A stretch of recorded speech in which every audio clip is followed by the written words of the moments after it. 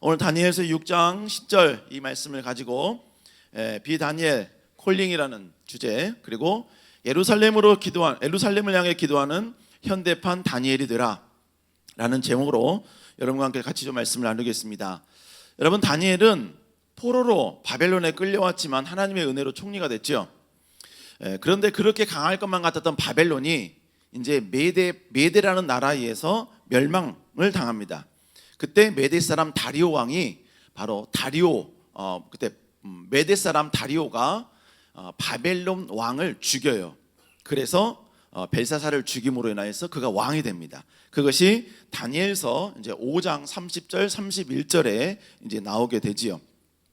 여러분, 나라가 바뀌면요, 대부분 그 나라 이전 나라에 있던 대부분 신하들은 전부 다 죽게 마련입니다. 근데 하나님의 은혜로 다니엘은 여전히 총리의 역할을 그대로 감당을 합니다. 오늘 본문의 사건은 바로 나라가 바뀐 이후에 다니엘이 총리의 역할을, 이제 바뀐 두 번째 나라에서 총리의 역할을 담당하고 있을 때 고난이 찾아온 상황을 우리에게 소개해주고 있습니다. 다니엘은 바벨론에서부터 총리가 되었던 사람이었기 때문에 신흥 총리들, 신흥 고관대작들한테는 눈에 가시거리였어요. 그래서 그들은요, 어떻게 하면 다니엘을 죽일 것인가, 이것이 그들의 목표였습니다. 다니엘 6장 4절 여기에 보니까 어떻게 하면 다니엘에게 고발할 근거를 찾고자 열심히 노력을 했지요. 근데 아무런 허물이 그에게 없었던 것입니다. 자, 그 가운데 이 총리들과 다른 고관대작들은 다니엘을 죽일 기가 막힌 방법을 생각해냅니다. 그 기가 막힌 방법이 뭐냐면 왕에게 조서를 내게 만드는 거예요. 온 나라에 법령을 하나 만들게 만드는 겁니다. 선포하게 하는 거예요. 그게 뭐냐면 한 달 동안 왕 이외에 다른 신에게 기도하는 사람은 전부 다 사자굴 속에 집어넣자, 이러한 조서를 만들게 합니다. 그게 6장 7절에 이제 나오게 됩니다. 우리 한번 6장 7절 한번 읽어볼까요? 시작.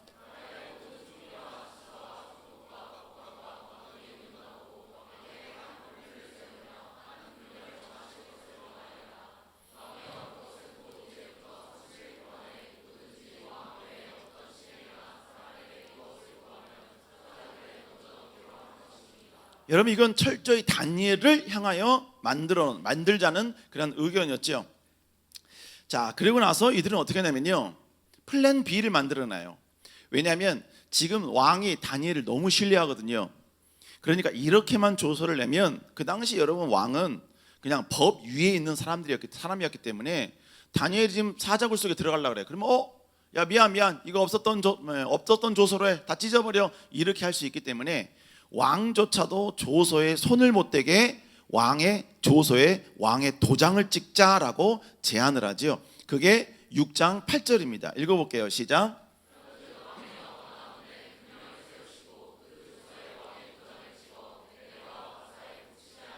규례를 따라 그것을 다시 고치지 못하게 하옵소서 하매.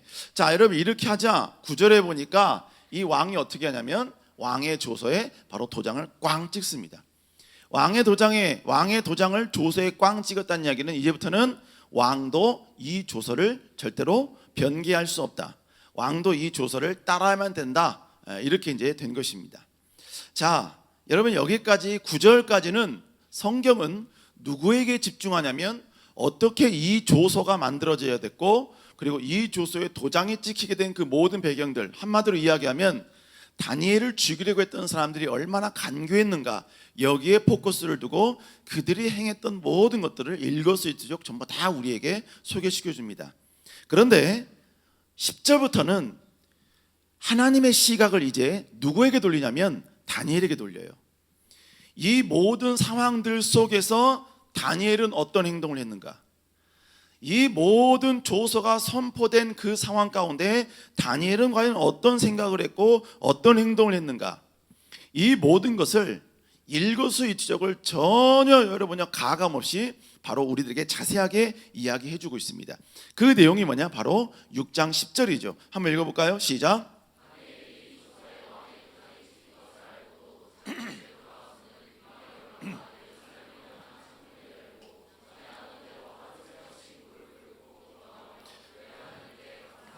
자, 여러분, 이 장면은 다니엘이 조서가 찍힌 것을, 어인이 찍힌 것을 알고도 그 위에 어떤 행동을 했는지를 일목요연하게 그대로 지금 설명을 해주고 있습니다. 여러분, 사람이 어떤 행동을 하면요, 그 행동은 그가 어떤 사고방식을 갖고 있는가, 어떤 생각을 갖고 있는가, 어떤 가치관을 가지고 있는가, 여러분, 이것을 반영합니다. 반영을 해요. 여러분, 그래서 여러분들도 이성을 사귀려고 할 때 여러분, 어떻게 보면 뭐 느낌이다 뭐 이런 걸 추구하지만 그 사람이 어떤 행동을 하느냐, 어떤 판단을 하느냐, 그리고 어떤 말을 하느냐. 왜냐하면 그게 결국 그가 가지고 있는 사상이고 가치관이거든요. 여러분, 마찬가지예요. 오늘 다니엘도 이 행동 속에는 뭐가 있냐면 그가 어떤 사고방식을 갖고 있는가, 이 모든 것들이 다 담겨져 있다라는 것입니다. 자, 그러면 오늘 본문에서 다니엘은 과연 어떤 가치관을 갖고 살았는가? 첫 번째로 그는 하나님 나라 영광을 회복하며 기대하고 꿈꾸고 있었다는 거예요. 그 구체적인 모습으로 그는 어떻게 했느냐? 오늘 본문에 보면 그의 목적은 온전히 하나님의 뜻이 이 땅에 이루어지는 것이었다라는 것이죠. 자, 오늘 본문에 보세요. 오늘 본문은요, 다니엘이 기도하는 제목에 대해서, 기도하는 목적에 대해서 설명해 주고 있습니다. 자, 오늘 본문 다니엘 6장 10절, 오늘 이 말씀 가지고 계속 여러분과 좀 묵상할 거거든요. 이 말씀만 계속 여러분 팔 거예요. 오늘 본문에 보면 다니엘은, 성경은요, 그냥 다니엘이 기도했다, 열심히 기도했다 이렇게 말하지 않아요. 오늘 본문에 보니까 뭐라요? 그 기도하는 방향을 어디에 뒀다고 이야기해요? 예루살렘을 두었다라고 이야기합니다. 그것도 여러분, 문을 닫고 한 게 아니라 문을 활짝 열고 예루살렘을 향해 기도했다라는 것이죠. 여러분, 왜 다니엘이 예루살렘을 향해 기도했을까요? 예루살렘은 이스라엘의 수도입니다. 이스라엘 수도예요. 그리고 이스라엘의 상징이고 이스라엘의 중심부입니다. 그곳을 향하여서 지금 다니엘이 기도하고 있는 거예요. 여러분, 다니엘이 예루살렘을 향하여 기도했다, 이 고백 속에는 다니엘의 믿음과 다니엘의 사상과 다니엘의 가치관이 담겨져 있는 거예요. 무슨 얘기냐? 지금 다니엘은요, 예루살렘을 향해 기도했다라는 표현은 뭘 말하느냐? 지금 다니엘은 하나님께서 아브라함에게 약속하신 그 약속이 성취될 것을 믿고, 그리고 그 성취되는 것을 목표로 하고 있다라는 것을 우리에게 이야기해 주고 있는 거예요. 이스라엘 백성들은요, 자기에게 하나님의 약속의 말씀이 떨어지지 않아도 아브라함에게 약속하신 그 약속은 모든 이스라엘 민족들에게 하신 약속이기 때문에 아브라함에게 하신 그 약속이 반드시 이스라엘을 통해서 이루어질 것이다 라는 그들의 믿음이 있었습니다. 믿음이 있었어요. 그러면 하나님이 아브라함에게 하신 약속이 뭐였었느냐? 창세기 12장 3절이에요. 자, 한번 읽어볼게요. 시작.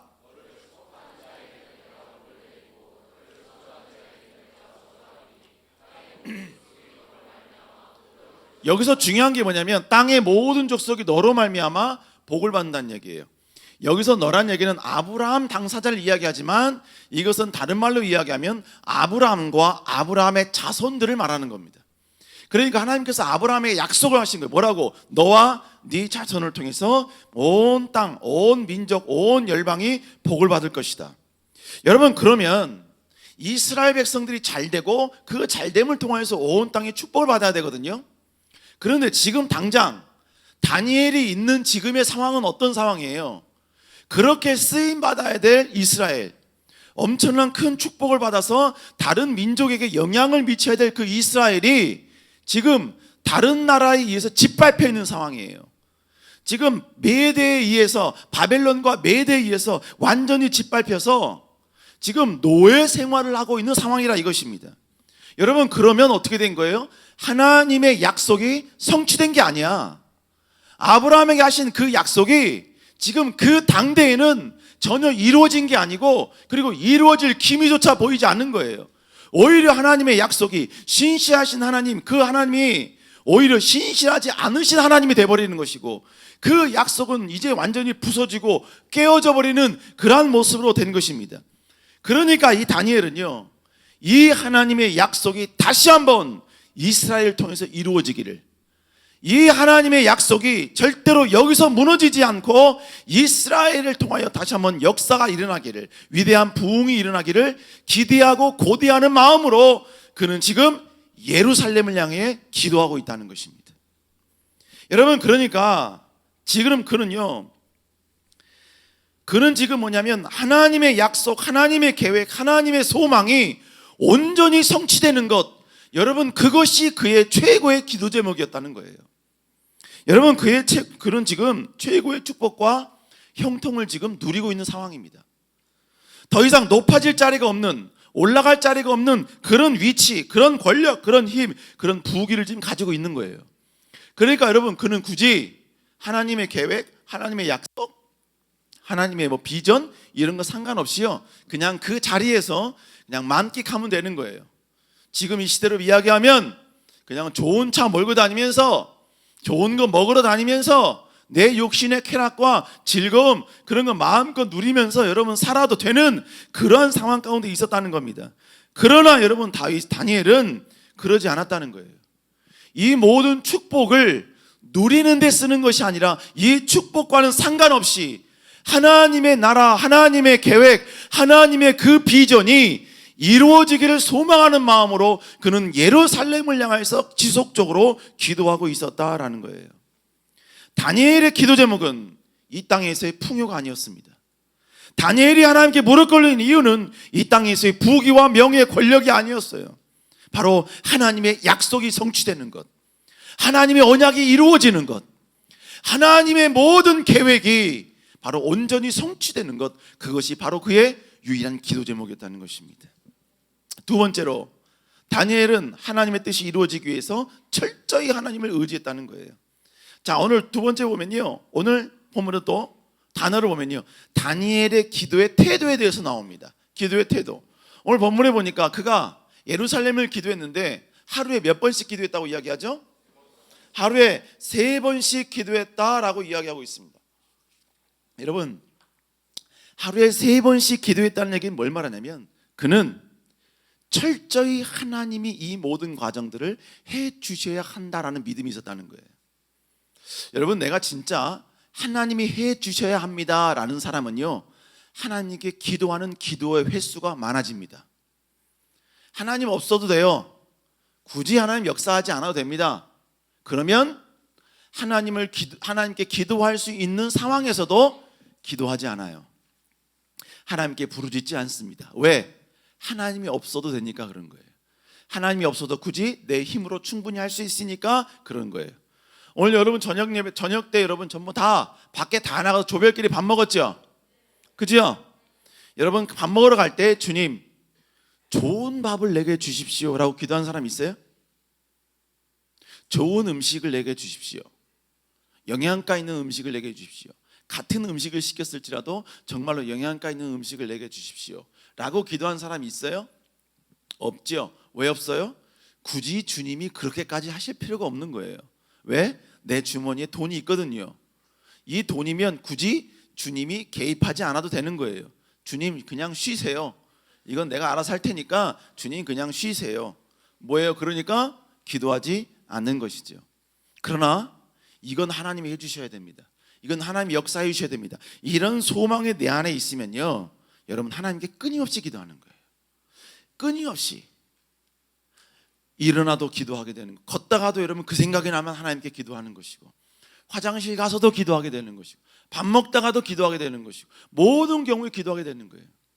여러분, 우리의 삶 가운데 내가 하나님 나라 영광을 위해 쓰임 받겠다는 비전이 있잖아요. 이 비전을 내가 이루겠다라고 생각하는 순간부터, 그때부터는 어떻게 되느냐면 하나님께 기도하지 않아요.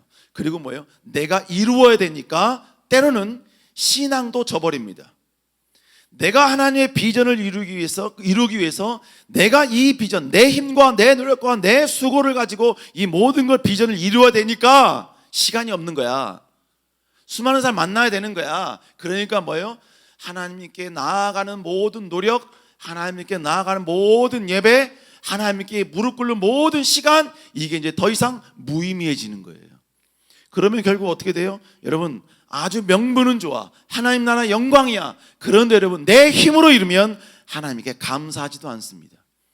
하나님 나라 영광을 위해서 쓰임받는다기보다도 이것을 어떻게 하면 내 만족을 위해 쓸 것인가, 어떻게 하면 내 쾌락을 위해 쓸 것인가, 여러분 이걸 먼저 구상한다고요. 여러분, 하나님이 여러분에게 축복을 주셨을 때, 작은 축복이든 큰 축복이든 그 작은 축복을 여러분이 받았을 때, 제일 먼저 여러분이 어떤 생각을 하고 있는가 한번 여러분 스스로를 곰곰이 점검해 보세요. 그걸 가지고 여러분 내가 이걸 어떻게 하는 게 영광 돌릴 것인가, 이걸 통해 어떻게 하나님 이름을 높일 것인가. 여러분 그 사람은요 철저히 하나님께 기도했던 사람이에요. 하나님께 무릎 꿇었던 사람이야. 근데 아싸 이걸로 뭐 사야지 벌써 이런 이야기가 나오면요, 그는 모든 노력, 성공, 이건요 하나님과 관계없는 인생으로 살아왔다는 이야기예요. 오늘 다니엘이 3번 기도했다라는 표현은 뭘 말하느냐, 하나님 이 일은 내가 총리로서의 어떤 명예, 총리로서의 어떤 권세, 총리로서의 모든 능력을 가지고 할 수 있는 게 아니라 하나님이 해주셔야 합니다. 아니 내 힘과 내 노력과 내 수고로 할 수 있을지라도, 내가 움직일지라도 나의 모든 움직임은 하나님이 해주셔야 됩니다. 하나님이 도와주셔야 됩니다. 이런 철저히 하나님을 의지하는 믿음이 있었기 때문에 그는 하나님께 3번씩 하루에 기도할 수 있었다는 것이죠. 세 번째로 다니엘의 삶의 목적은요 오직 하나님의 계획과 뜻이 이루어지는 거였습니다. 오늘 본문에서 다니엘이 기도하는 모습은요 단지 오늘 이날만 하루에 3번 기도한 게 아니었어요. 오늘 다니엘 1장 10절에 보니까 뭐라고 이야기했냐면, 이 사람이 하루에 3번 부르고 기도했는데 이거는 그날이었고, 그러면 그 날이 오기까지 그 이전에 다윗의 기도의 태도는 뭐였었냐, 본문에 보니까 뭐라 그래요? 전에 하던 대로. 이게 무슨 얘기예요? 그는 그날만 3번 기도한 게 아니라 그 이전에도 계속해서 하루에 3번씩 기도하면서 왔다는 이야기예요. 기도하고 있었다라는 것입니다. 여러분 이건 뭘 말하는 겁니까? 여러분 내가 오랫동안 지속적으로 기도했다라는 것은 진짜 그것이 하나님 나라 영광을 위해서 이루어지길 소망했기 때문에 그런 거예요. 여러분 결국 다니엘의 삶의 목표는요 어떻게 하면 즐길 것인가, 어떻게 하면 누릴 것인가가 아니었습니다.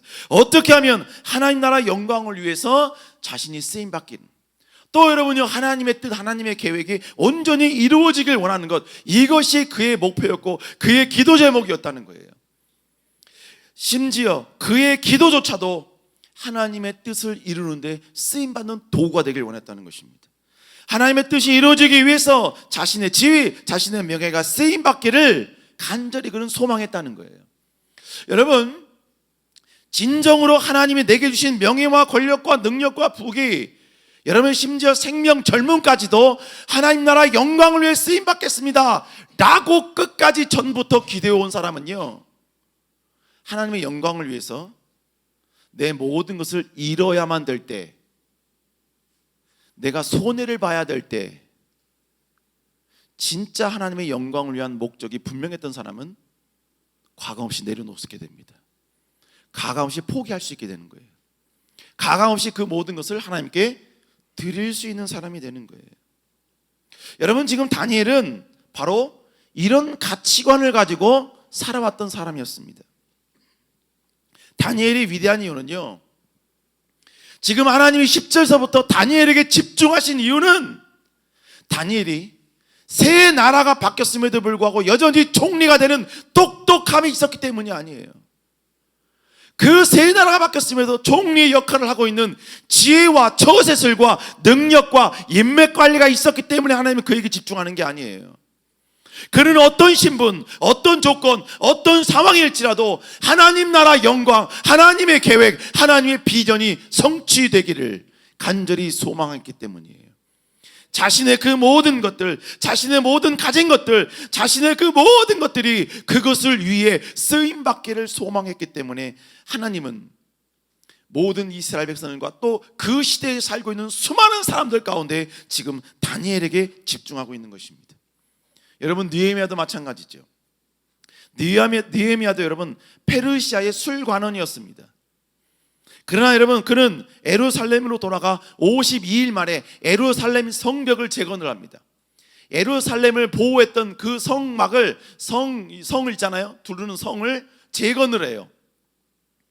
느헤미야를 예루살렘 성을 재건한 사람, 그래서 엄청난 준비를 하고 엄청난 리더십이 있고 엄청난 추진력이 있는 사람, 여기서 머물러서는 안 돼요.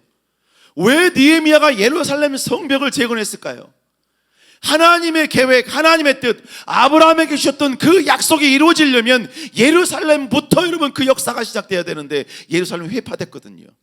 하나님의 계획과 목표가 이루어지려면 예루살렘이 강해야 돼요. 강하려면 그 성벽이 먼저 재건돼야 됐습니다.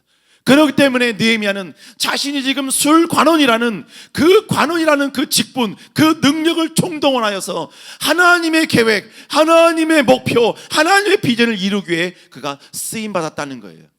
그렇기 때문에 하나님은 느헤미야에게 집중하시는 것입니다. 느헤미야의 일거수일투족을 하나님께서는 모든 오고 오는 세대들에게 지금 이야기하고 있다는 것입니다. 여러분, 그렇다면 우리가 이 시대에 현대판 다니엘이 되자 이 말의 의미가 무엇입니까?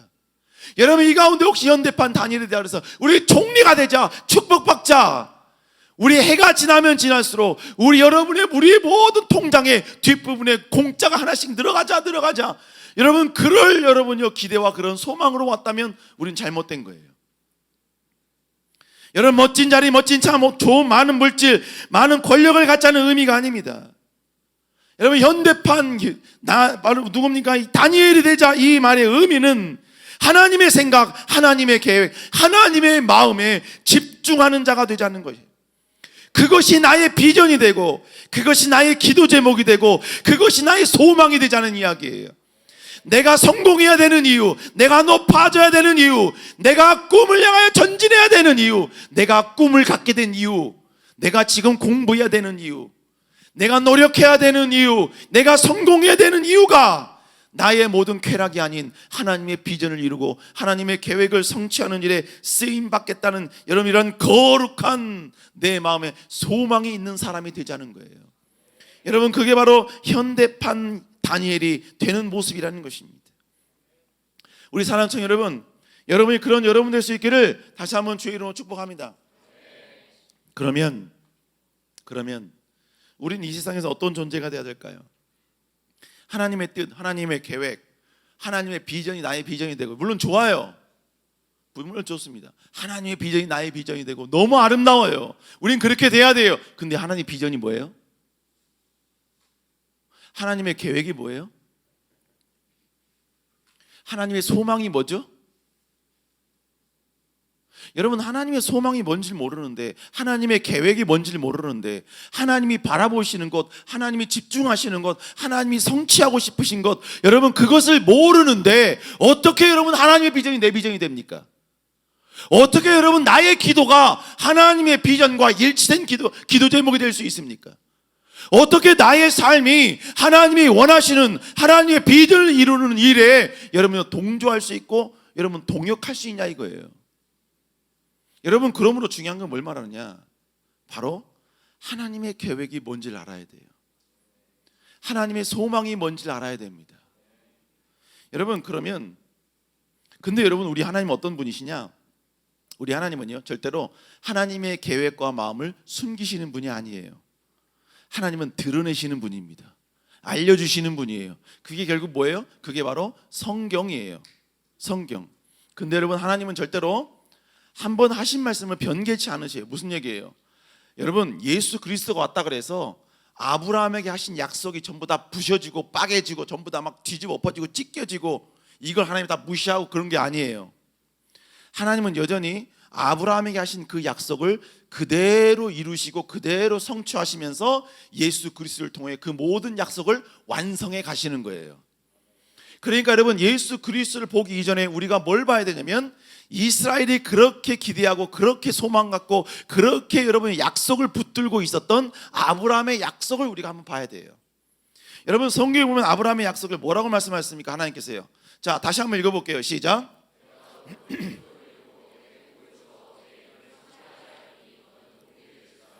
자, 본문에 보니까 너는 복이 될지라 해서 복이 될지라. 그러면서 3절에 보면 뭐라고 하면 시작. 땅의 모든 족속이 너로 말미암아 복을 얻을 것이다 그랬습니다. 이스라엘 백성들은요 이거를 그대로 문자적으로 해석했어요. 그래서 모든 족속이 너로 말미암아, 그래서 아브라함의 후손들로 하여금 모든 족속이 복을 얻을 것이다. 그러니까 우리가 먼저 복을 받고 우리의 복을 통해서 너희들 이방 민족들에게 복을 줄게. 이게 바로 이스라엘 백성들이 가지고 있었던 선민 사상이었습니다. 하나님이 우리를 선택했고 우리를 통하여 다른 모든 민족들에게 복 준다는 거예요. 여러분, 이런 선민 사상을 갖고 있는 것 나쁜 거 아닙니다. 그런데 문제는 뭐냐? 하나님은 이 말씀을 너희들을 축복하고 너희들의 축복이 그냥 뭐 물질, 명예, 권력의 축복이 세상 사람에게 전달되는 것의 의미가 아니었었어요. 아니라는 거였어요. 아니었었습니다. 여러분, 이스라엘 백성은 그렇게 알고 있었는데 그것이 아니라는 것이, 하나님의 의도는 그게 아니라는 것이 어떻게 알려졌느냐? 예수 그리스도가 이 땅에 오시고 성령의 역사가 임한 이후에 성령을 통하여 하나님의 진정한 뜻이 바로 백성들에게 알려지게 된 거예요. 그래서 사도 바울이 하나님의 강력한 성령의 능력을 체험하고 난 다음에 이 말의 의미가 무엇인지 갈라디아 교인들에게 설명을 해줍니다. 그 갈라디아 교인 설명해 준 게 뭐냐? 갈라디 3장 8절입니다. 자, 여기 아랫부분만 읽어볼게요. 시작. 자, 모든 이방이 너로 복을 받아. 이거 어디서 나온 말이에요? 어디서 나온 말이야? 아까 읽었던 창세기 12장 3절에 있는 말 아닙니까? 조금만 바꾼 거예요. 모든 이방인을 뭘로? 모든 족속을 모든 이방인으로만 바꾼 거예요. 이해가 되세요? 우리들은 이 말씀이 좀 생소할 수 있지만 이 말씀을 듣는 유대인들은요, 이거 창세기 12장 말씀인데 이 말을 확 알아들은 거예요. 무슨 일인지 아시겠어요? 네. 자, 한번 얘기해 볼게요. 내가 이렇게 듣고 있어요. 뭘 이렇게 듣고 있어요? 근데 누가 툭툭툭 뒤에서 쳤어요. 그러면 돌면서 뭐라 그래야 돼요? 그치?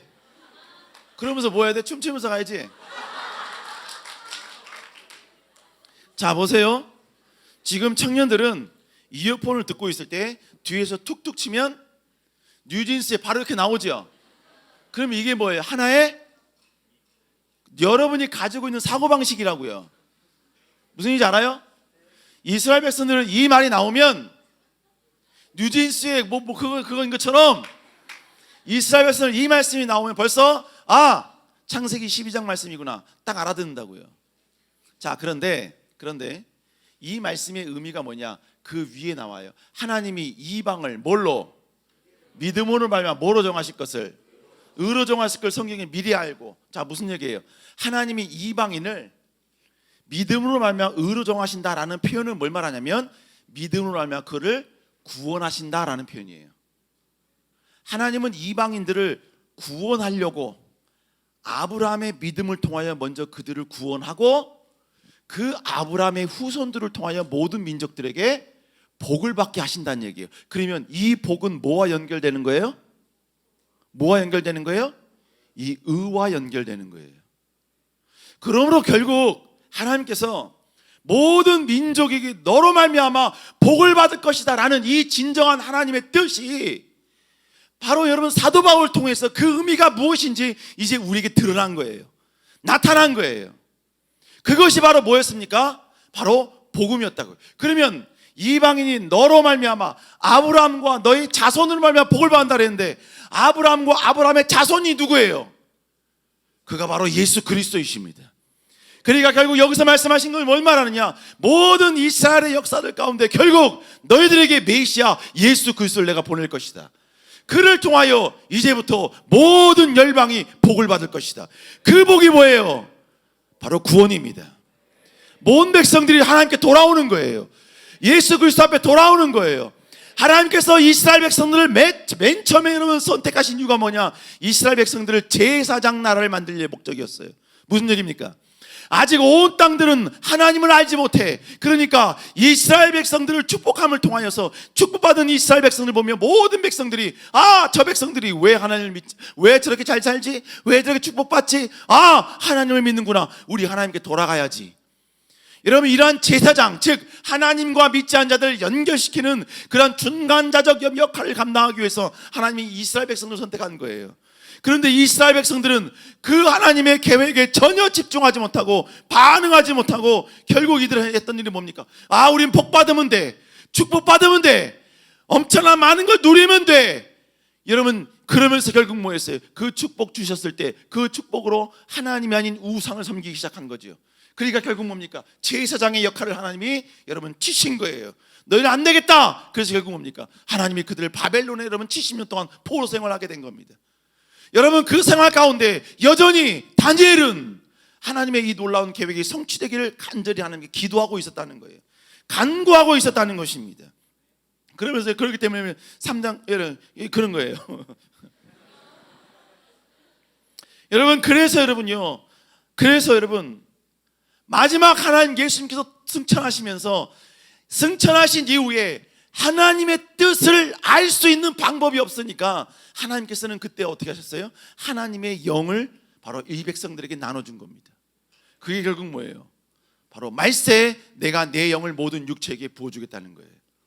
그러면 결국 뭡니까? 너희 자녀가 예언을, 젊은이가 환상을 보고 너희 늙은이가 꿈을 꾸리라. 여러분 이 고백은 내 개인적인 어떤 부귀와 명예와 권력과 꿈과 비전을 여러분 그게 아니야. 이 모든 것들은 결론은 뭐냐? 하나님의 계획이 성취되는 일에 쓰임 받겠다는 거예요.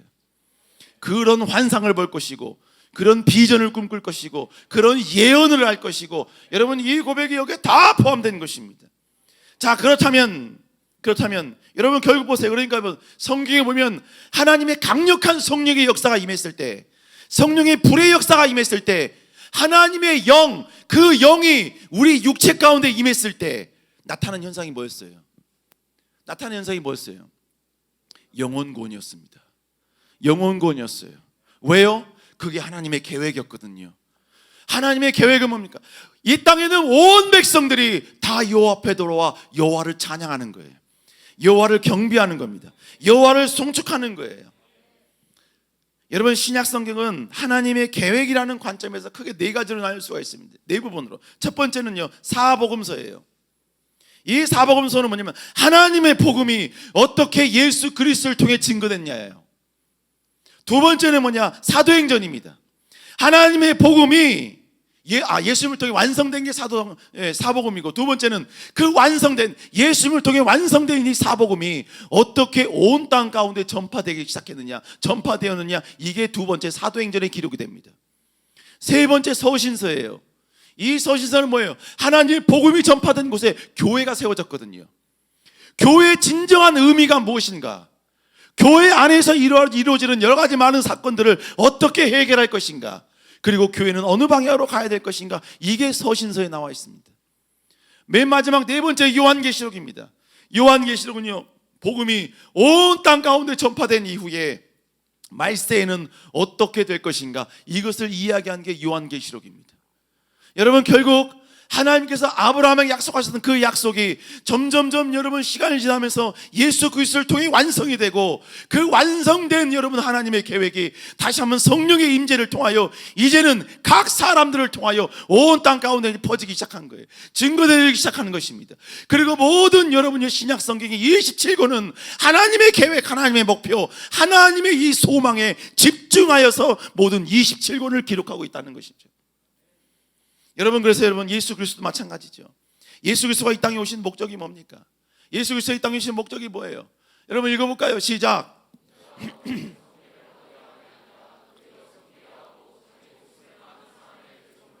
인자가 온 이유는, 예수 그리스도가 이 땅에 온 이유는 성기를 받으려 함이 아니래요. 부귀와 명예와 권력을 누리기 위함이 아니래요. 뭐예요? 자기 목숨을 많은 사람의 대속물로 주려 함이래요. 구원하기 위함이었다는 이야기입니다. 또 뿐만 아니라 뭐라고 합니까? 시작. 인자가 이 땅 가운데 온 것은 잃어버린 자를 찾아 구원하기 위함이라는 것입니다. 예수 그리스도가 십자가에 죽으신 이유, 그 이유는 우리를 구원하기 위함이었습니다. 우리를 부자 만들기 위함이 아니에요. 명예와 권력을 주기 위함이 아니에요. 그러려고 예수 그리스도가 이 땅에 오신 게 아니에요. 예수 그리스도가 이 땅에 오신 이유는 하나님께서 애초서부터 약속하신 그 약속을 성취하고 이루기 위해서였습니다. 그 이룬 게 결국 뭐예요? 복음이었습니다. 예수 그리스도를 통해 온 땅의 모든 백성들이 돌아오게 하는 것입니다. 그러면 성경의 핵심은 무엇이냐? 예수 그리스도이십니다. 성경의 핵심은 바로 복음이라는 거예요. 복음. 하나님의 계획도 온전히 거기에 집중될 수밖에 없다는 것입니다. 우리 사랑하는 청년 여러분, 그러므로 여러분 제가 여러분한테 우리는 부귀와 명예 권력을 갖지 말자 이 말이 아니에요. 여러분 마음껏 가지세요. 그것을 기도하세요. 여러분이 가질 수 있는 최고의 높은 자리에 올라갔어요. 최고 많은 권력과 최고 많은 부귀와 최고 많은 축복을 누리세요. 그러나 그것을 하나님의 계획을 위해서 쓰는 자의 모습을 보여주라 이거예요. 그것이 되려면 뭐예요? 목적이 다르다는 거예요. 내 목적은 부귀와 명예와 권력이 아니라 하나님의 계획을 이루는 거예요. 다니엘처럼 하나님의 목표를 이루는 거예요. 하나님의 비전을 이루는 거예요. 그 일을 위해 이게 쓰임 받는 거예요. 그 일을 위해 이게 여러분 사용되어지는 거예요. 그 일을 위해서 여러분 이것이 여러분요 도구가 되어지는 거예요. 여러분 그것을 위해서 우리가 다시 한번 여러분요 하나님 나라 영광을 위해 쓰임 받는 도구가 되어야만 된다는 것입니다. 다니엘은 그런 사람이었다고요.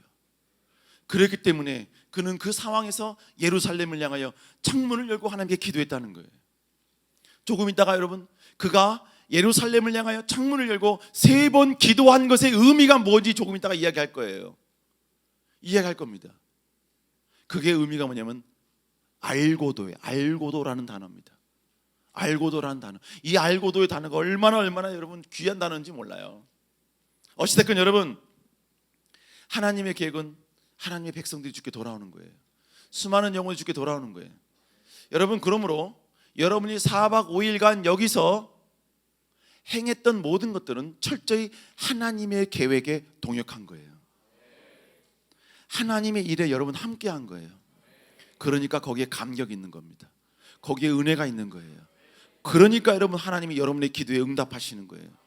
하나님의 계획에 누구도 동조하지 아니하고 관심 갖지 않을 때 여러분 하나님의 백성들이 비록 많은 걸 갖춘 백성들은 아닐지라도 여러분 거기에 동조할 때 하나님이 반응하시고 역사하시고 인도하시는 거예요. 그래서 멸치국수를 주시는 거예요. 그래서 여러분 따뜻한 밥을 먹여주시는 거예요. 우린 먹지 못했는데요. 먹지 못했을지라도 우리 밥 먹으러 간 거 아니잖아요. 그죠? 복음 전화 간 거잖아요. 그죠? 여러분 그러니까 가서 밥 먹은 거 그리고 SUV를 타라고 기도했더니 SUV를 보내주신 거 그게 간증이 될 수 있긴 하지만 그게 우리가 전도 나간 목적이 돼서는 안 돼요. 아멘? 그렇다면 여러분들은 최소한 여러분 기도 제목 속에 뭐가 있어야 되느냐? 여러분 최소한 여러분 기도 제목 속에 나를 통해 몇 명의 영혼이 주께 돌아오기를 소원하는 기도 제목이 있어야 돼요. 그 기도 제목이 없으면 섭섭하셔요. 주님이 섭섭해하셔요. 더불어 여러분 생각해 봐야 되는 얘기죠. 여러분이 살아있는 동안 과연 나를 통해 몇 명을 주님께로 인도할 것인가 고민해야 됩니다. 그리스도인이라면 고민해야 됩니다. 왜요? 그게 하나님의 계획이니까, 하나님의 소망이니까, 그게 하나님의 비전이니까. 여러분 비전은 내가 원하는 것을 하고 싶은 것, 내가 누리고 싶은 인생의 목표치, 내가 즐기고 싶은 정도, 내가 통장 안에 찍힌 액수, 여러분 이게 우리의 비전이 되어서는 안 돼요. 여러분 비전은 나에게 주신 능력, 달란트, 재능, 부귀, 명예, 이 권력 이 모든 걸 다 사용해서 하나님 사역에 동참하는 것. 동참해도 하나님이 더 부어주시면 그 부어질수록 더 하나님 나라 영광을 위해서 하나님의 계획을 위해서 더 멋지게 쓰임받는 것. 여러분 이게 우리의 비전이 되어야 되는 거예요. 왜 부자가 되죠? 왜 명예, 왜 권력 얻어야 되죠? 그걸 통해 하나님께 쓰임받으려고. 그게 인생의 목표가 아니에요. 쓰임받는 게 목표인 거예요. 아멘. 여러분 그리고 진짜 이게 비전이고 진짜 이게 목표인 사람은요 꼭 하나님이 줘야지만이 그 일에 순종하는 게 아니에요. 내 작은 순간에 여러분요 10,000원 있으면 1,000원을 들여서라도 하나님 일에 동참하고 싶은 마음이 내 안에 드는 거예요. 우리 사랑청 여러분 다시 한번 이런 여러분 될 수 있기를 다시 한번 주의 이름으로 축복합니다. 저는 목사죠, 그지요? 저는 목사예요. 대답을 안 하네. 하기야 오늘 뭐 초청 강사니까. 여러분 저는 저는 목사예요. 네. 아멘 안 해도 돼. 여러분 그러나 저의 비전은 목사가 비전이 아니에요. 아시겠어요? 내 비전을 위해 목사라는 직책을 쓰임 받는 거예요. 여러분, 사랑하는 청년 여러분, 여러분이 다시 한번 이 놀라운 능력 앞에 쓰임 받을 수 있는 여러분 되시길 다시 한번 여러분 축복합니다. 그리고 여러분, 아직 비전을 모르는 자가 있다면 깨달으시길 바랍니다. 이게 저의 역할이에요. 이게 저의 사명이고, 아멘. 네. 저는 이제서야 이 환경에 좀 적응했어요. 갈 때 되니까 이제 지금 이 환경에 적응하는 거야. 이제 약간 덜 피곤하고 이제 머리도 좀 좋아진 것 같고, 네. 이제 뭐가 좀 보이고 막 그래요. 이제 내일 가잖아, 그죠? 그죠? 힘들어 죽겠지만 해는 이유는, 이 모든 걸 하는 이유는 왜 그래요? 깨우려는 거예요. 여러분, 깨우려는 거예요. 여러분, 오늘 오전에 여러분 신재용 목사님 오셨죠? 여러분, 같이 여러분들 배웅하러 가는데 청년부가 4박 5일 하는 거에 놀래요. 아직도 이렇게 청년들이 이 수련을 하는 데가 있네요. 그래서 우리는 4박 5일이 중요한 게 아니라 4박 5일에 뭘 하는지가 중요하다. 그러면서 우리 김선명 목사님이 계속 우리가 무슨 4박 5일 동안 뭐 하는지 계속 설명을 했어요. 가는 동안 제가 그 신재용 목사님에게 들었던 고백은 뭐냐? 와밖에 없어요. 우리 청년들이 이렇게 전도합니다. 와. 가서 이렇게 핍박받고 이렇게 합니다. 와. 우리는 전부 다 핸드폰, 돈 다 뺐습니다. 그리고 하나님께 무릎 꿇고 기도해야 됩니다. 그럼 하나님이 공급해 주십니다. 우와. 오면 그래서 청년들이 어마어마한 간증거리가 많습니다. 우와. 하나님의 살아계심을 경험한 청년들이 술을 끊고 담배를 끊습니다. 우와. 안녕히 가세요. 보냈어요. 여러분, 그게 저의 역할이에요. 여러분, 그렇다고 해서 저라고 비전이 없겠어요? 저라고 꿈이 없겠습니까? 저도 있어요. 저도 있습니다. 여러분과 함께 좀 잠깐 나누려고 합니다. 여러분, 저는 하나님께 큰 은혜를 경험하고 난 다음에 저희 기도 제목이 생겼어요. 어느 날 기도하다 보니까 나도 모르게 그걸 기도하고 있더라고요. 그래서 기도하다 보니까 이게 될까? 근데 이왕 나온 김에 그냥 기도하자 그래서 계속 기도했어요. 그 기도가 뭐냐면, 하나님, 할 수만 있다면, 저는 항상 앞에다 할 수만 있으면이거든요. 하실 수만 있다면 한 나라를 하나님 저를 통해 주께 바치길 원합니다. 이게 저의 기도 제목이었어요. 근데 이거는 내가 원해서 기도한 게 아니에요. 안녕히 가세요. 야, 두 분 나가신다. 길라드려라.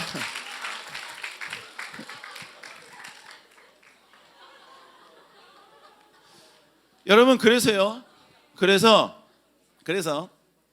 뭐 여러분, 하나님의 비전과 꿈이 뭔지 아니까, 그래서는 국내 선교도 여러분 제일 먼저 여러분 32번째 이전, 그때 여러분 기획을 했고 시도를 했고 수없이 많은 변화를 껴쳐서 여기까지 온 거고요. 단국대 전도도 마찬가지고, 나래 11조도 여러분, 나래 11조 기도하다가 하나님이 내 마음에 감동을 줬어요. 나래 11조라는 이름이 내가 만든 게 아니에요. 기도하다가 하나님께 받은 네이밍입니다. 그래서 사역자들한테 나래 11조 시작한다 했더니, 목사님 나래 11조가 뭔가요? 그러더라고요. 그래서 설명을 해줬어요. 일주일이라는 시간 가운데 10의 1조라는 시간만큼을 하나님께 전도로 드리자. 그게 나래 11조다. 나래 11조다. 여러분, 기숙사 섬김이 이 모든 걸 여러분 전부 다 여러분 그런 다 만들었어요. 국내 선교도 마찬가지, 해외 선교도 마찬가지죠. 여러분, 그러면서 점점 뭐가 시작이 되냐면 해외 선교가 시작이 됩니다. 2008년도 필리핀 선교를 시작으로 지금까지 6개 해외 선교를 진행하고 있죠. 왜 6군데를 시작했을까요? 6군데 솔직히 많긴 해요. 왜 6개를 시작했을까요? 전 찾고 있는 거예요. 한 나라를 하나님께 드리겠다고 난 약속을 했는데, 그렇게 기도를 했는데, 그게 될지 안 될지 모르지만 과연 그 나라가 존재할지를 저는 찾기 시작한 거예요. 여러분, 그래서 여러분 찾다 찾은 곳이 언제냐? 2010년도 캄보디아 선교를 시작했는데, 그 캄보디아 선교를 내 마음 가운데 내가 이 나라를 하나님께 드렸으면 좋겠다라고 생각을 했습니다. 2010년도 그때 당시 캄보디아의 인구가 1,500만이었습니다. 1500만의 10%면 150만이고 150만 가운데 1%가 15만이에요. 1%만 하나님께 바치고 1%만 여러분 진정한 그리스도인이 되고 이 1%를 그 나라의 핵심 행정부에 보내면 이 나라를 바꿀 수 있겠다라는 생각이 들었습니다. 그래서 그 다음부터 저희 기도 제목은 하나님 내 생애 가운데 15만의 영혼을 하나님께 드릴 수 있게 해주십시오. 그 타겟은 바로 캄보디아였죠. 여러분, 그래서 여러분 캄보디아 선교 갈 때마다 여러분 나 나름대로 이리저리 두루두루 보면서 여러분 탐방을 하기 시작을 했습니다. 그러다가 하나님의 은혜로 일주일간 캄보디아를 선교가 아닌 오로지 나의 비전이 맞냐 안 맞냐를 체크할 수 있는 그런 여러분 탐방 기간을 가질 수가 있었어요. 일주일 동안 가서 캄보디아를 탐방한 결과는 뭐였었느냐? 여기는 안 된다는 거였어요. 여기는 안 된다. 여러분, 이게 왜 안 되냐면 그 당시에 캄보디아 공무원들이 너무 타락을 했어요. 너무 타락을 해서 특별히 외국인이 뭐 와서 공장을 짓고 뭐 하면요, 무조건 와서 뇌물을 뜯어갑니다. 그리고 뭐 툭하면 말 안 들면 와서 뭡니까? 세금 때리고 뭐 하면 뭐 하고 막 돈 뜯어가고 이런 게 너무 비일비재한 거예요. 거기는 모든 사업하시는 분들 다 만나봤는데 하는 말이 대부분 다 뭐냐면 절대로 여기서 사업하면 안 됩니다. 여기서 뭐 하면 안 됩니다. 공무원들 때문에 안 됩니다. 공무원 때문에 안 됩니다. 여러분, 왜 지금 제가 여러분 거기를 스톱시켰느냐? 여러분요, 제가 간절히 기도하는 가운데 캄보디아에서 기도하는 가운데 기도하면 하나님 주시러 하나님이 내 안에 뭘 주시냐면 꿈을 주기 시작해요. 어떻게 했으면 좋겠다, 어떻게 했으면 좋겠다, 계속 제 마음 가운데 그런 비전을 주기 시작하는 거예요. 그 비전이 뭐였어요? 첫 번째로는 먼저 땅을 큰 거를 사서 그 땅에다가 공장을 지어야겠다라고 생각을 했어요. 그 공장은 여러분 다른 게 아니라 한국에서 나와 비전을 같이 하는 사람, 그래서 여러분 그분이 지어야 될 공장을 그 지역에 지어서 그 싼 임금을 통하여서 생산되고, 그리고 그분은 생산된 원가로 가져가고 그 공장에서 남은 모든 이익금은 바로 그 나라 그 민족을 위한 선교비로 쓰여야 된다. 이것에 동의하면 같이 하는 거고, 동의 안 하면 다른 사람을 찾는 거고. 여러분, 그래서 공장을 지으면 다른 사람들보다, 다른 공장들보다 조금 돈을 더 많이 주는 거야. 그래서 여러분 그들이 공장에 오면 제일 먼저 교회에 짓고 교회에 와야지만이 공장의 일원이 될 수 있는 이 방향으로 하고 여러분 매 집회를 하기 시작하는 것이죠. 여러분 뿐만 아니라 여러분 그렇게 하고 난 다음에 공장이 점점 어느 정도 부흥이 되면 여러분 그 다음에 이제 뭐가 되느냐? 그 나라를 먹으려면 교육을 해야 합니다. 그러면 공장에 있는 아이들, 공장에서 일하고 있는 그분들의 자녀들을 여러분 학교를 지어서 그들을 교육하는 거죠. 그래서 오로지 뭐냐? 기독교 교육. 다른 거 필요 없어. 정직하라. 하나님 나라 명령과 계명대로 지켜라. 너는 그리스도의 사상을 가지고 하나님의 비전과 꿈을 이루는 사람이 되라. 이걸 여러분 끝없이 그들에게 이야기하고 끝없이 그들에게 강조하는 거죠. 그래서 그들에게 목표를 주는 거예요. 어디? 너희들은 행정부에 들어가라. 무슨 부서에 들어가라. 거기에 뭡니까? 유명한 아주 좋은 사람들이 되라. 열심히 여러분 그들을 공부시키는 거죠. 그래서 여러분 계속 어떻게 하냐면 여러분 그들 계속해서 여러분의 행정 조직에 보내서 여러분 계속해서 이 캄보디아를 바꿀 생각이었어요. 그리고 그 안에다가 뭡니까? 트레디스나 이 트레디스나 아니면 그 이마트 같은 거, 그 이마트 코스코, 그러니까 안녕히 가세요. 농담이야. 여러분 그런 거 줘서 여러분 사람들이 여러분 그곳에 계속해서 모여서 싼 가격에 여러분 계속 그들이 가져갈 수 있도록. 그리고 여러분 조금 더 나아가서는 아파트를 하나 지어서, 제가 조금 전에 여러분은 그들에게 돈을 더 많이 준다 그랬죠? 돈을 많이 줬지만 더 많이 주면 다른 사람들과의 형평성의 문제가 있기 때문에 많이 준 것만큼 일부를 빼서 여러분요 그들이 살고 있는 아파트에 여러분요 계속해서 할부금으로 이렇게 해서 결국은 그 아파트까지 그들에게 주는 걸로. 그래서 이걸 하나의 큰 타운십을 만들고, 이 타운십이 만들어지면 또 다른 타운십을 만들고, 여러분 계속해서 번창하고 계속해서 나아가서 결국은 이 나라를 하나님께 드리자 이 목표와 이 계획을 갖고 계속해서 몇 년 동안 기도를 했어요. 그런데 탐방을 해보니까 안 돼요. 시작하는 순간부터 다 뺏기게 생겼어요. 그래서 하나님이 이곳은 아닌가 보군요. 그럼 어떻게 해야 됩니까? 다시 기도를 시작했어요. 다시 기도를 하는 가운데 목사님 별로 원치 않았는데 어떤 아시는 분이 우리 청년부 토요 찬양의 한 토찬팀을 한번, 찬양팀을 한번 섭외를 해서 한번 해보자. 그래서 여러분 소개시켜줬는데 그분을 만났어요. 그리고 찬양을 했어요. 아주 은혜스럽게 했어요. 그리고 식사 대접을 하러 갔는데 그 가운데 그 찬양팀을 인도하시는 그 리더가 저에게 미얀마에 아주 좋은 선교사님이 있다는 거예요. 그 선교사님은 거기 있는 난민들을 선교하는데 그 난민촌에 난민들이 4만 명, 5만 명이 있다는 거예요. 이 개수된 인원 4만 명, 5만 명이고 엄청난 이 난민들이 거기 있다는 겁니다. 야, 목사님이 그 얘기를 듣자마자 심장이 뛰는 거야. 그래서 어떻게 했냐? 목사님 어떻게 생각했냐면 난민들이 일사천리로 그냥 텐트 있죠, 텐트 막 수만 개가 막 이렇게 일사천리로 쫙 되는 줄 알았어. 그래서 여기서부터 저기까지 그냥 막 수백 수천 미터 그냥 그런 막 난민들이 쫙 그 텐트에 다 있는 줄 알았어요. 그래서 목사님이 딱 그때 생각하기를 그분과 딱 이야기 들었을 때 그러면 대형차를 하나, 트럭을 하나, 엄청난 거 하나 빌려가지고 거기다가 엄청난 빠방한 그냥 스피커 다 설치해버리고 청년들 그냥 막 뭡니까 막 해가지고 오전 오후 저녁 이래가지고 막 몇 명 있으니까 막 3,000명 2,000명씩 모으고 오전에는 여기서 2,000명 집회하고 또 차 몰고 또 한참 가서 거기서 또 열과쪽 또 2,000명 또 집회하고 또 한참 가서 2,000명 집회하고 이렇게 일주일 하고 오면 하루에 뭡니까 6,000명씩 하루에 3만 명. 그리고 여러분요 거기에 뭡니까 10만 명 있으면 뭐 한 3년 4년이면 그냥 복음 한번 전파하겠네. 오케이, 나 여기 갑니다. 그분 연락처 주세요. 연락처 받아가지고 그분께 연락을 했어요. 저 가겠습니다. 선교사님이 오건이에요. 가겠습니다. 오래요. 갔어요. 그런데 내가 생각한 난민촌이 아니었어요.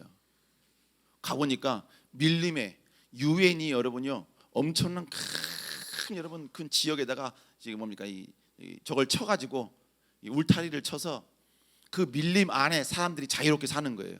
그 안에 6만 명, 5만 명, 6만 명이 사는 거예요. 거기 아무도 못 들어가요.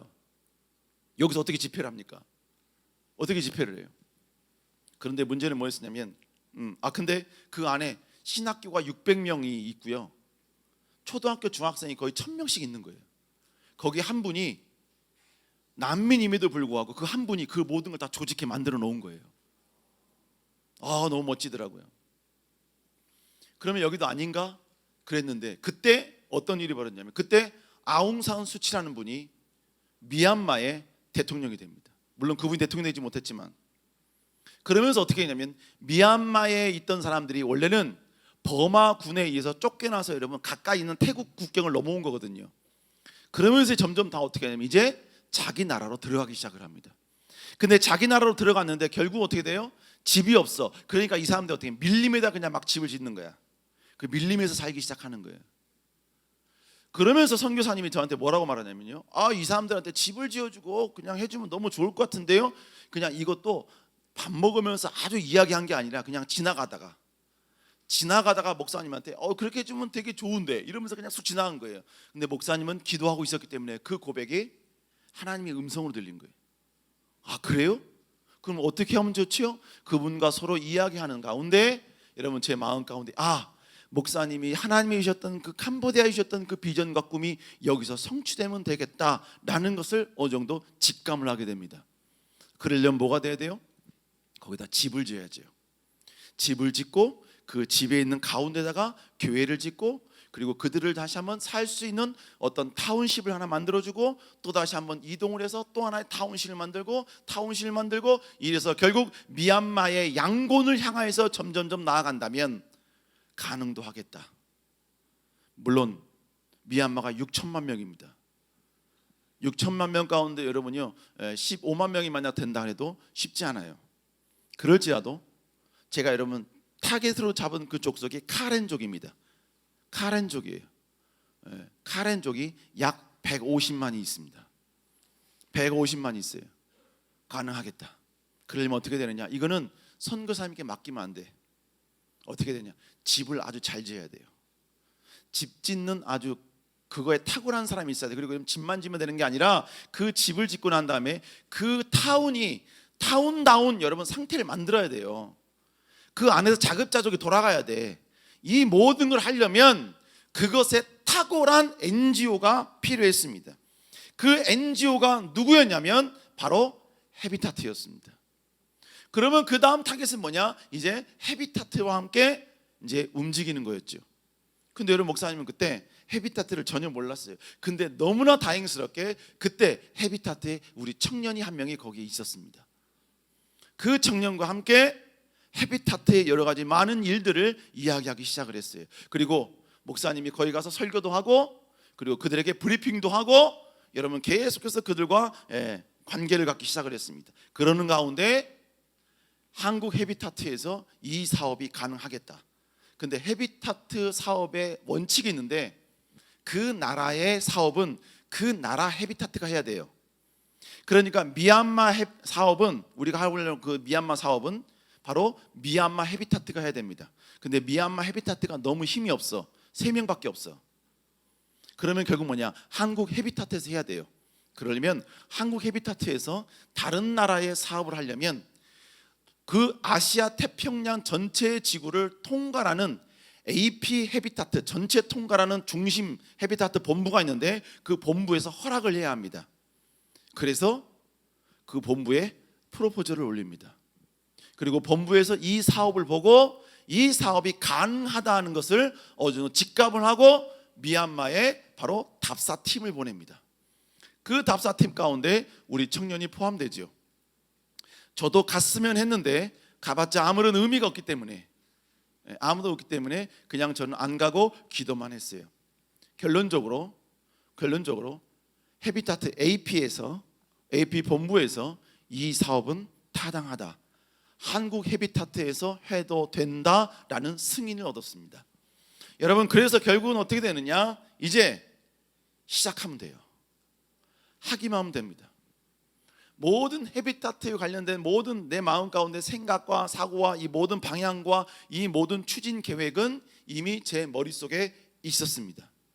그리고 한국 헤비타트에서는 이 사업을 진행하기 위해서 이제 우리 교회와 MOU를 맺을 단계까지 오게 됩니다. 그리고 MOU를 맺읍시다. 뭐 아직 박수 칠 적은 아니고 그 MOU를 맺는 상황까지 이르게 됩니다. 근데 놀라지 마세요. 이때 제가 미국을 갑니다. 미국을 가서 목사님이 여러 가지 많은 생각을 했어요.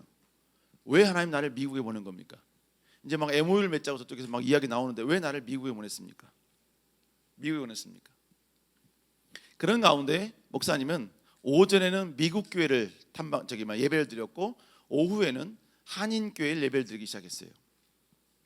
목사님이 미국인 교회를 간 이유는 먼저는 그 교회의 여러 가지 예배 문화와 그리고 신앙의 모습들을 본받기 위함이었습니다. 그래서 그 교회 멤버가 되길 원했어요. 그래서 한 주도 빠지지 않고 매일 갔어요. 이게 첫 번째 목적. 두 번째 목적이 뭐였냐면 바로 목사님이 가지고 있는 이 프로젝트를 그 교회에게 프레젠테이션을 하려고 했던 거예요. 그리고 나서 했는데, 그 교회는 침례교회인데 침례교회 멤버십을 가지려면 1년을 다녀야 된대요. 1년을 아무나 다니면 안 되고 1년을 다녀야 된대요. 어제 그걸 보고 약간 좀 낙심했는데, 그래도 다녀보자. 그리고 저는 프레젠테이션을 하기 위한 그 준비를 이제 집에서 하기 시작을 합니다. 그리고 처음부터 목사님 좀 만나주세요, 이게 아니야. 먼저 목사님이 구구절절하게 어느 정도 쓰고, 그 다음에 이제 저걸 하려고. 그래서 그 전에 먼저 그들 멤버십과 함께 교제를 하려면 결국 뭐 해야 되냐면 목사님이 거기서 어떤 봉사를 좀 해야 돼요. 그래서 중고등부 예배 드리는데 초청도 안 했는데 그냥 문 열고 제가 들어갔습니다. 문 열고 들어갔더니 거기는 목사님과 스태프들이 저를 이상하게 보더라고요. 폭탄 테러범으로 봤나 봐요. 막 경계하더니 와서 목사님 왜 왔냐? 난 이런 목적으로 왔다.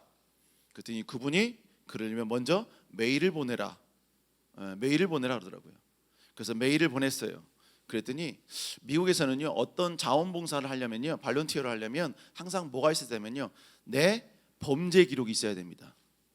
그 다음에 그 어뷰즈, 뭐냐면 아이들 그 성추행 있죠? 이것과는 상관없다는 확인서를 받아야 됩니다. 미국에서는 그래요. 그걸 다 받아오래요.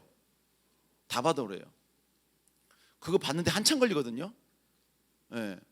근데 이걸 어떻게 하지 그러면서 계속해서 프레젠테이션을 준비하고 있었습니다.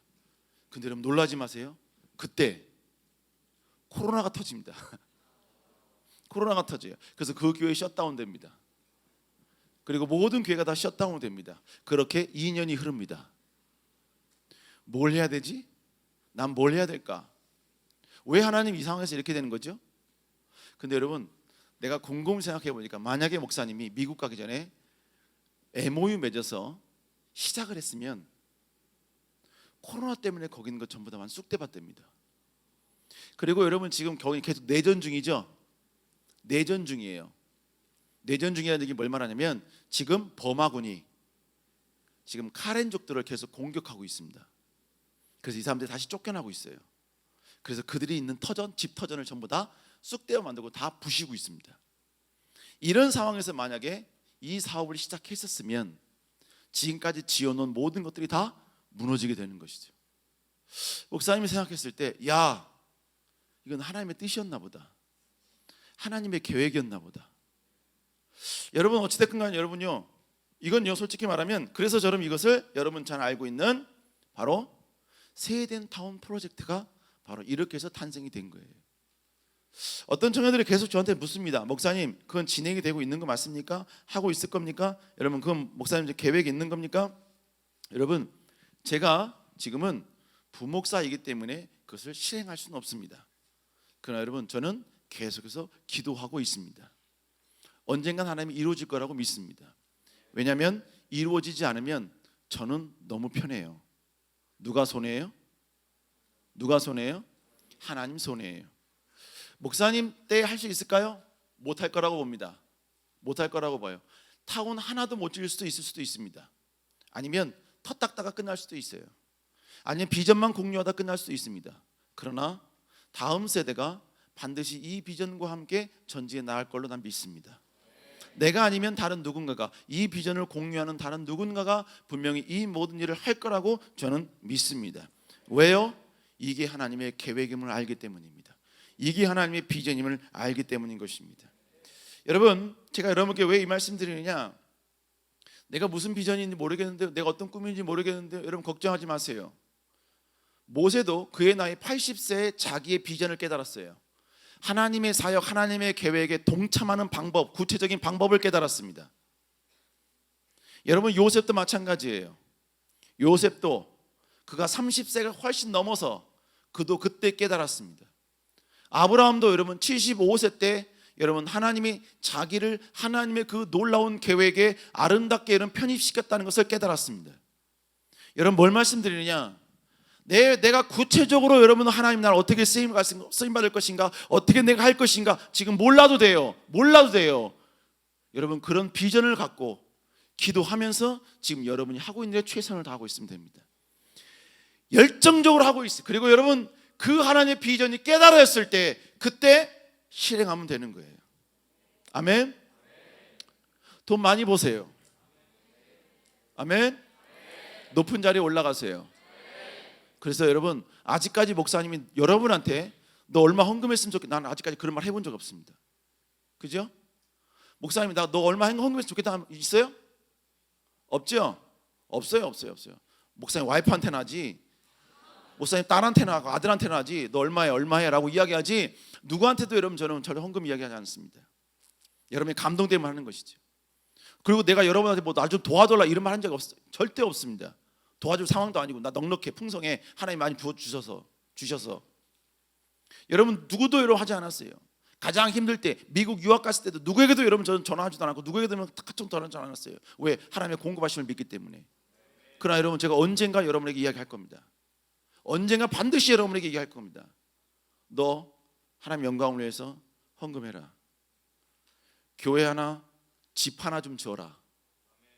여러분이 죽어도 여러분이 그리스도의 이름으로 지은 그 교회는 여러분이 죽은 이후에도 영원히 그 집은 존재할 겁니다. 그리고 그 집에 살고 있는 사람들은 계속해서 여러분이 안 되면 계속해서 여러분 선교사님을 통해서든지 아니면 선교팀을 통해서든지 계속해서 여러분 그 집에 여러분 복음이 끊이지 않도록 할 겁니다. 여러분 언젠가 반드시 이야기할 거예요. 이야기할 겁니다. 그때까지 돈 많이 벌어놓으세요. 열심히 벌어놓으세요. 높은 자리에 올라갔어요. 어느 날 목사님이 하지 않는데 목사님 죄송한데요, 지금 아무것도 없는데요. 그러지 말고. 아멘. 아멘. 여러분 그럴 수 있기를 다시 한번 주 이름으로 축복합니다. 축복합니다. 여러분 다니엘은 바로 이런 모습이었다 이거예요. 이런 모습이었다는 것입니다. 비록 6세기 이전 사람이에요. 기원전 6세기 사람이지만 하나님의 비전을 꿈꾸기 위해서 자신의 모든 것들을 총동을 하여 함께 기도하고 하나님께 앙망했던 그런 사람이었다는 것입니다. 우리도 이 시대 가운데 현대판 다니엘에 대해서 하나님의 계획과 비전을 이루어드리는 여러분 그런 여러분 될 수 있기를 다시 한번 주의 이름으로 축복합니다. 하나님의 비전을 이야기하는데 감동이 없다? 하나님의 계획에 여러분이 함께 동참하지 않는데 여러분 전혀 내 마음 가운데 그런 여러분이 동기부여가 서지 않는다? 여러분 그런 죽은 그리스도인과 똑같은 거예요. 우리 사랑하는 여러분 끝까지 살아있는 여러분 되시기를 다시 한번 주의 이름으로 축복합니다.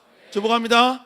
두 번째로 하나님의 뜻을 이루기 위한 노력이 물거품이 될지라도 여러분 하나님의 영광을 위해 살아야 돼요. 자, 여러분 지금 다니엘이 예루살렘을 향하여 하루에 3번 전에 하던 대로 예루살렘을 향해서 기도했다 그랬죠. 근데 여러분 이 행동 이전에 어마어마한 구절이 있습니다. 그 구절이 뭐냐? 한번 읽어볼까요? 시작.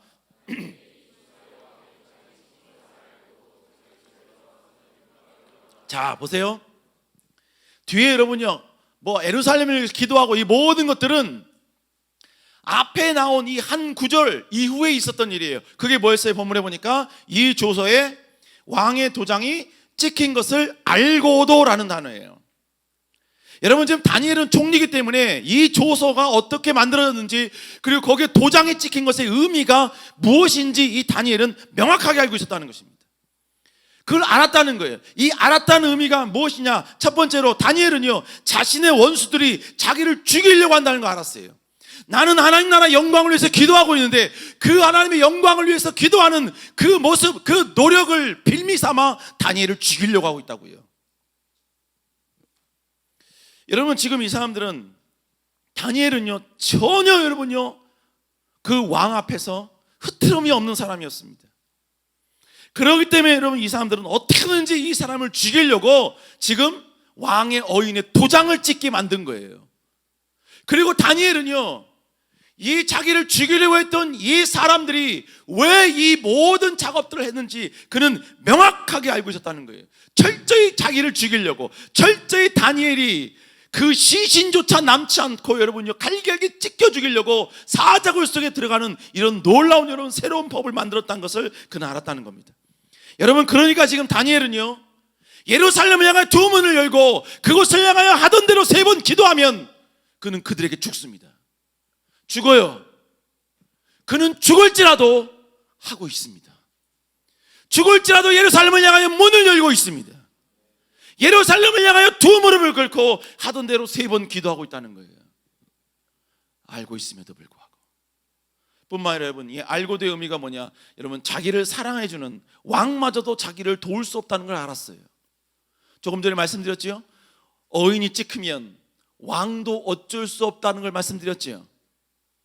다니엘은 총리였기 때문에 모든 법을 명확하게 알고 있는 사람입니다. 조서의 범위가 어인이 찍혔다는 그 의미가 무엇인지 그는 분명히 알았어요. 지금 왕이 자기를 지금까지 너무나 총애해주고 너무나 사랑해줘서 모든 것들로 전부 다 커버쳐줬는데 지금 오늘의 이 사건, 오늘의 이 상황, 내가 만약 예루살렘을 향하여 두 문을 열고 기도해서 내가 지금 이 모든 고관자의 뜻 앞에 잡히면 죽게 되는 이 상황 가운데 왕은 절대로 자기를 도와줄 수 없다는 것을 그는 알았다는 것입니다. 버팀목이 사라졌어요. 보호막이 사라졌어요. 여러분 그럼에도 불구하고 다니엘은 했다는 거죠. 3번째로 여러분 다니엘은 결국 하나님의 계획을 위해서 지금까지 해왔던 모든 방식대로 하면 다 잃어버릴 걸 그는 알았습니다. 다 잃어버릴 걸 알았어요. 여러분 결국 이제는 이걸 알았기 때문에 다니엘의 결정만 남았습니다. 계획을 알았으니까 계획에 빠지지 않기 위해서 여러분 잠시 여러분요 기도 안 해도 되잖아요. 여러분 하루에 여러분 3번 기도했는데 전에 외웠는데 한 일주일 정도 여러분 쉬면 그 기도가 멈추나요? 그 기도가 다시 시작해야 되나요? 그 기도가 완전 여러분 파토가 되나요? 여러분 예루살렘에 내가 본문에 보면 두 문을 열고 기도했는데 닫고 기도하면 여러분 하나님이 응답하지 않나요? 아니요. 하나님은 여러분 그의 기도에 듣는데 아무런 문제 없습니다. 닫고 기도하든 마태복음의 골방에 가서 기도하든 어디에 가서 어떻게 기도하든 하나님은 그 기도 반드시 듣습니다. 그럼에도 불구하고 다니엘은 열었어요. 문을 열고 여러분요 그 앞에서 무릎 꿇고 기도하고 있다는 것입니다. 다니엘은 이렇게 하면 자신에게 오는 피해가 먼저 알았어요. 총리의 자리를 빼앗길 겁니다. 자리뿐만 아니라 자기의 목숨도 빼앗길 거예요. 사자밥에 대해서 온몸이 칼같이 찢겨 죽을 것입니다. 형체를 알 수 없을 정도로 그는 죽을 거예요. 그러나 여러분 그는 그럴지라도 여러분 예루살렘을 향한 자기는 기도하겠다는 거예요. 왜요? 자기의 비전과 자기의 꿈과 하나님의 계획을 이루겠다는 자기의 이 놀라운 여러분의 계획은 이 세상 그 어떤 것도 여러분 막을 수 없다는 거예요. 그 어떤 것도 도전할 수 없다는 것입니다.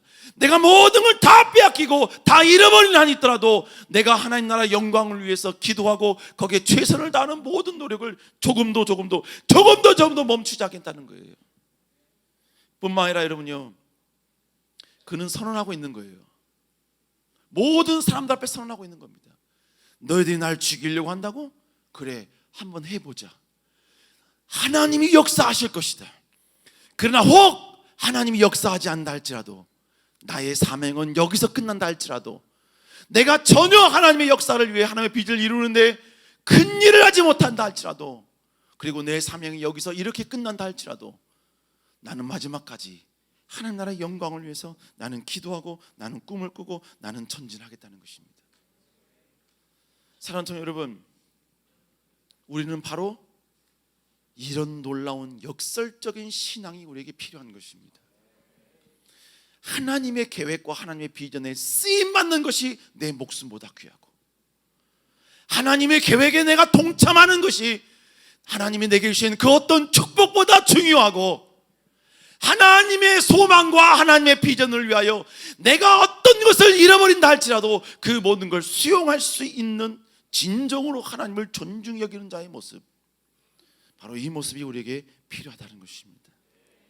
우리 사랑하는 성도 여러분, 다시 한번 이런 여러분 될 수 있길 다시 한번 주 여러분 축복합니다. 축복합니다. 그럼 여러분 하나님이 이런 사람을 가만두실까요? 가만두세요? 절대로 가만두실 수 없죠. 절대로 가만두실 수가 없습니다.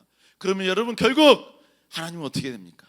하나님은 하나님의 영광을 위해서 전진하는 자에게 집중하신다는 거예요. 여러분 결국 어떻게? 그는 어느 누군 그렇게 이야기합니다. 사자굴 속에 안 들어갈 수 있잖아요. 하나님은 사자굴 속에 안 들어가게 할 수 있잖아요. 근데 왜 들어가게 하셨습니까? 왜 다니엘을 사자굴 속에 들어가게 하셨습니까? 여러분 사자굴 속에 들어가지 않는 것보다 들어가는 것이 다니엘에게 위대한 역정이 되기 때문에 그런 거예요. 사자굴 속에 들어가는 것이 하나님이 일하시고 있음을 볼 수 있는 기회이기 때문에 그런 거예요. 여러분 우리는요 하나님 나라 영광을 위해서 전진하면 무조건 평탄한 길, 무조건 형통의 길, 무조건 여러분 승승장구의 길만 있어야 된다라고 생각합니다. 여러분 절대로 그렇지 않아요. 하나님은 때로는 고난 속에서 하나님을 드러내실 때가 있습니다. 아픔 속에서 하나님이 강력하게 찾아오실 때가 있고요, 서러움과 이 세상 극악한 여러분의 배신과 배반을 당하는 그 순간에 하나님의 거친 위로가 우리에게 찾아올 때가 있다고요. 여러분 그런데 중요한 건 뭔지 아세요? 내가 하나님의 계획을 위해 모든 걸 다 잃을 정도의 그런 시달을 하고 전진했는데 그가 여러분이 엄청난 이런 환난 속에 빠지잖아요. 그러면 여러분요 하나님은 그가 어떤 장소에 있는 게 중요한 게 아니라 그 장소일지라도 하나님이 함께 하시면 그 자리는 천국이 될 수 있다는 그 놀라운 증거를 보여줍니다.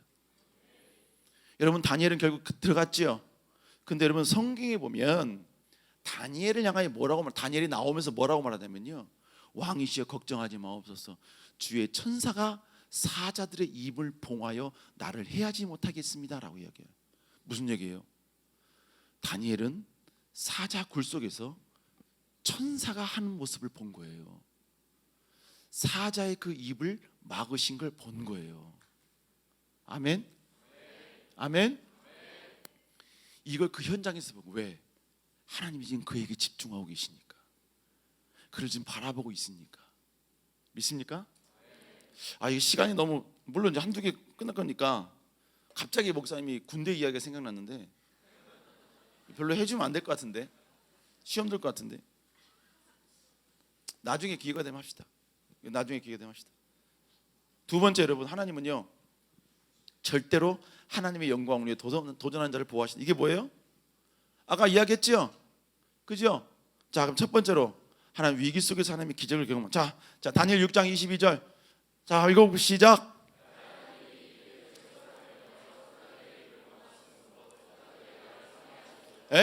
절대로 상하지. 나는 항상 이걸 묵상하면서요, 다니엘은 사자굴 속에서 뭐 했을까? 사자들이 이쪽에 막 몰려 있는데 사자들 품속에서 이렇게 잤을까? 아니면 사자들하고 눈을 안 마주치려고 사자를 등을 보고 있었을까? 밤새 긴장하고 있었을까? 아니면 거기서 즐거운 마음, 편안함을 가지고 뒹굴뒹굴하면서 놀고 있었을까? 아니면 숫사자 옆에 가서 그 머리를 따고 있었을까? 도대체 다니엘은 그 안에서 어떻게 하고 있었을까? 이거는 성경은 침묵하고 있습니다. 난 천국 가면 다니엘한테 그거 물어볼 거예요. 꼭 물어볼 겁니다. 뭐 했냐고, 어떻게 했냐고. 네. 먼저 가는 사람이 빨리 물어보고 이야기해 주게 합시다. 내가 먼저 갈 거라고 좀 다들 생각하나 본데, 오는 건 순서가 있어도 가는 건 순서가 없어요. 네. 어찌됐건 여러분이, 하나님은 그를 보여주셨죠. 뿐만 아닙니다. 두 번째로, 모든 원수를 자기 손이 아닌 절대 권력에 의해서 완전히 다 쓸어 엎어버리셨어요. 무슨 얘기입니까? 여러분, 다니엘이 살아났죠? 목사님 이걸 또 보면서 진짜 놀란 게 뭐냐면, 다니엘은 하룻밤만 사자굴 속에 있었어요. 무슨지 아시겠어요? 근데 여러분, 그 조서는 기간이 며칠이었어요? 30일이었죠. 그러면 다니엘은 사자굴 속에 하루 있었다는 얘기는 결국 뭘 말하는 거예요? 하루 있었다는 얘기는 29일째 그 일이 일어난 게 아닌가라는 생각을 해봅니다. 그게 중요한 건 아니고요, 그냥 그렇다고요. 어찌됐든 여러분요, 그러고 난 다음에 건졌어요. 근데 건졌으면 왕이요, 그냥 뭐 이렇게 해서, 그게 아니었어요. 본문에 보니까 뭐래요? 자, 한번 읽어볼까요? 시작.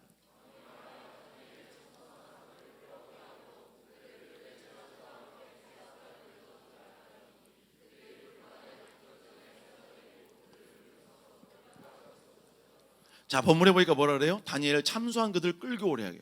그리고 다 어떻게 했습니까? 그들의 처자들과 함께 사자굴에서 던졌어요. 처자, 그들의 와이프와 그들의 자녀까지 전부 다 죽였다고요. 결국 그 나라에 다니엘을 해하는 세력은 이제 남았어요, 안 남았어요? 여러분, 다니엘도 아마 지혜가 있었기 때문에 자기의 손에 충분히 피를 묻히면서 그들을 제거할 수 있었을 것입니다. 왜? 왕의 총애를 받았기 때문에. 그러나 다니엘은 그리스도, 하나님을 섬기는 사람이었기 때문에 그렇게 하지 않았어요. 그래서 결국은 어떻게 했어요? 피해만 받지요. 근데 그는 끝까지 그 피해 속에서도 하나님의 계획에 동참하는 자가 됐다고요. 그랬더니 하나님은 어떻게 했다고요? 절대 권력을 사용해서 자기의 모든, 여러분요, 그 가시 같은 사람들을 다 제거해 주신 겁니다. 제거해 주셨어요. 세 번째로, 왕으로 하여금 하나님의 영광을 드러내게 하는 주인공이 됩니다. 한번 읽어볼까요? 이게 사실 여러분, 이게 정말 중요한 내용인데, 한번 읽어보겠습니다. 시작.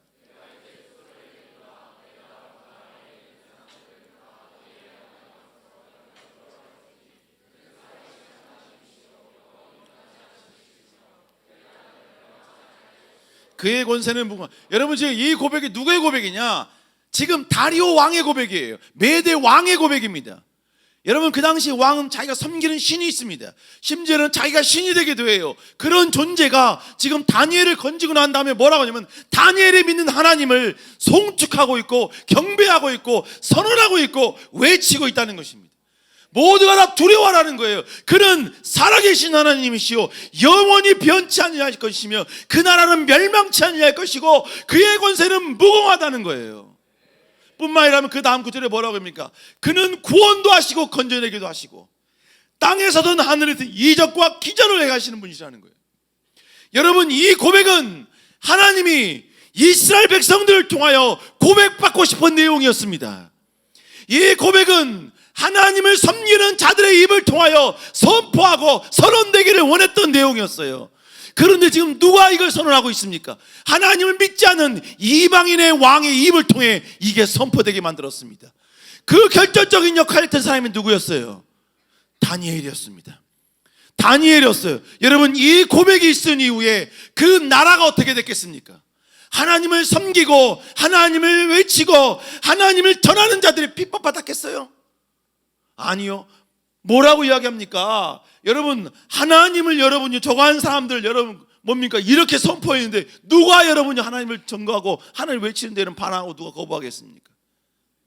여러분, 결국 뭐예요? 다니엘을 통하여 한 나라가 여호와를 인정하게 된 거예요.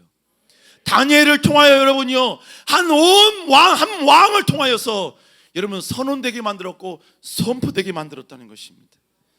여러분, 쫓겨난 이후에 하나님의 위대한 계획과 하나님의 위대한 목표가 실현되지 않을 것이다, 하나님은 일하지 않을 것이다, 하나님의 계획은 무너졌을 것이다 생각을 했는데 하나님은 하나님의 계획을 향하여 하나님의 비전을 향하여 끝없이 기도하고 간구하는 다니엘을 통하여 여러분 하나님을 믿지 않는 그 이방 나라에서 이방 땅에서 하나님이 선포되게 만들었습니다. 하나님이 왕이 되시게 만들었다는 거예요. 여러분, 이게 바로 다니엘의 위대함인 것입니다. 우리 사랑청 여러분, 여러분들 통해 여러분을 아는 자들이 네가 믿는 하나님은 진짜 계시는구나 라는 고백을 들을 수 있기를 주 여러분 축복합니다. 네가 섬기는 하나님이 진짜 존재한다 라는 걸 체험할 수 있기를 고백합니다. 아까 우리 청년 고백처럼 있기는 한가 보다 그분이. 여러분, 제가 그 고백을 하는데 여러분 울컥했어요. 왜요? 하나님이 믿지 않는 자들 입을 통하여 그 고백을 듣고 싶으신 겁니다. 지금도 또 다른 누군가가 그 고백을 하길 원하시는 거예요. 그분이 있는가 보다. 그런데 조금 더 나아가 당신은 존재합니다, 당신은 살아계십니다, 이걸 고백하길 원하신다는 것입니다. 우리 사랑하는 여러분, 우리는 다시 한번 이런 21세기의 다니엘 같은 자가 될 수 있기를 주 여러분으로 축복합니다. 그래서 주님 마지막 이야기합니다. 마지막이에요. 읽어봅시다. 시작.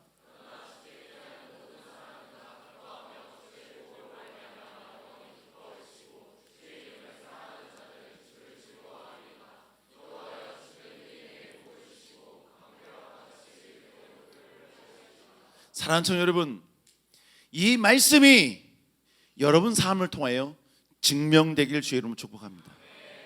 이 말씀이 여러분 삶에 실현되기를 주의 이름으로 축복합니다. 그러려면 뭐 해야 돼요? 다시 한번 21세기의 다니엘 같은 자가 되어야 됩니다. 아멘. 여러분, 그런 여러분 될 수 있기를 다시 한번 주의 이름으로 축복합니다.